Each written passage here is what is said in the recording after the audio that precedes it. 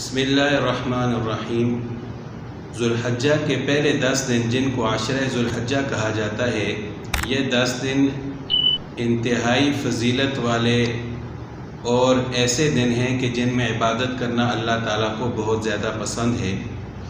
حضرت ابو ہریرہ رضی اللہ تعالیٰ عنہ سے روایت ہے، ترمذی شریف اور ابن ماجہ شریف کی روایت ہے، فرماتے ہیں کہ آپ صلی اللہ علیہ وسلم نے ارشاد فرمایا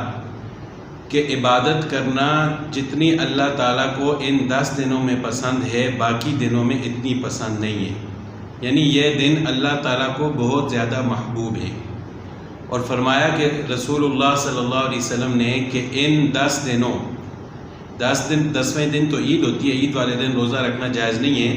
یعنی ان 10 دنوں میں سے جو پہلے 9 دن ہیں،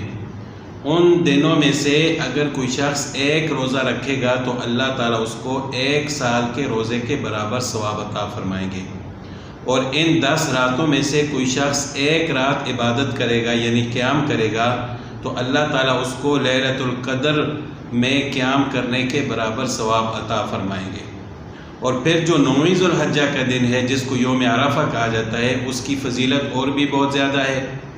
آپ صلی اللہ علیہ وسلم کا ارشاد ہے کہ جس نے 9ویں ذوالحجہ کا روزہ رکھا تو مجھے امید ہے کہ اللہ تعالیٰ اس کے گزشتہ 1 سال اور آئندہ آنے والے 1 سال کے گناہوں کو معاف فرما دیں گے، یعنی باقی دن 8 دن روزہ رکھنا 1 سال کے روزے کے برابر اس کا ثواب ہے، اور 9ویں ذوالحجہ کے دن روزہ رکھنا 2 سالوں کے گناہ معاف کرنے والا روزہ ہے۔ تو 9ویں ذوالحجہ کے روزے کی بہت زیادہ فضیلت ہے، تو یہ انتہائی فضیلت والے دن ہیں،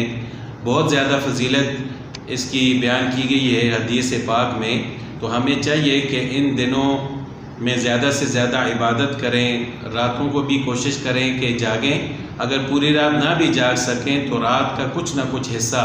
ہمیں قیام کرنا چاہیے، کم از کم عشاء کی نماز کے بعد چند نوافل ادا کر لیں، اور اسی طرح روزہ رکھنے کی بھی کوشش کرنی چاہیے۔ اللہ تعالی ہمیں ان دنوں کی فضیلت حاصل کرنے کی توفیق